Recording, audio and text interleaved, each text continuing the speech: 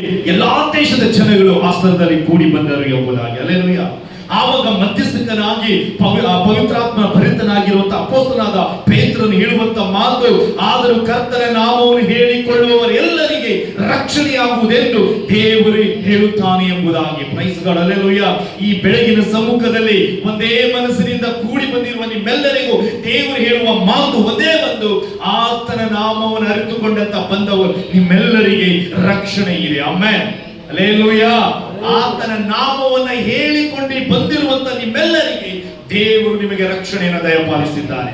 Praise God. ಎಷ್ಟೇ ದೊಡ್ಡ ಪಾಪಿಯಾಗಿರಲಿ, ಯೇಸು ಎಂಬ ನಾಮ ಒಬ್ಬ ವ್ಯಕ್ತಿಯನ್ನ, ಒಬ್ಬ ಪಾಪಿಯನ್ನ ಬಿಡುಗಡೆ ಮಾಡಿ ರಕ್ಷಣೆ ಕೊಡುವ ನಾಮವಾಗಿದೆ. ಹಲ್ಲೆಲೂಯಾ. ಆಮೆನ್. ಸೊ 22ನೇ ವಚನದಲ್ಲಿ ನೋಡುವಾಗ, ಇಸ್ರಾಯೇಲ್ ಜನರೇ ನನ್ನ ಮಾತುಗಳನ್ನು ಲಾಲಿಸಿರಿ, ನಜರೇತಿನ ಯೇಸು ಇದ್ದನಲ್ಲ, ದೇವರು ನಿಮಗೂ ತಿಳಿದಿರುವಂತೆ ಆತನ ಕೈಯಿಂದ ಮಹತ್ತುಗಳನ್ನು, ಅದ್ಭುತಗಳನ್ನು, ಸೂಚಕ ಕಾರ್ಯಗಳನ್ನು ನಿಮ್ಮಲ್ಲಿ ನಡೆಸಿ ಆತನನ್ನು ತನಗೆ ಮೆಚ್ಚಿಕೆಯಾದವನೆಂದು ನಿಮಗೆ ತೋರಿಸಿಕೊಟ್ಟನು. Praise God. ಹಲ್ಲೆಲೂಯಾ.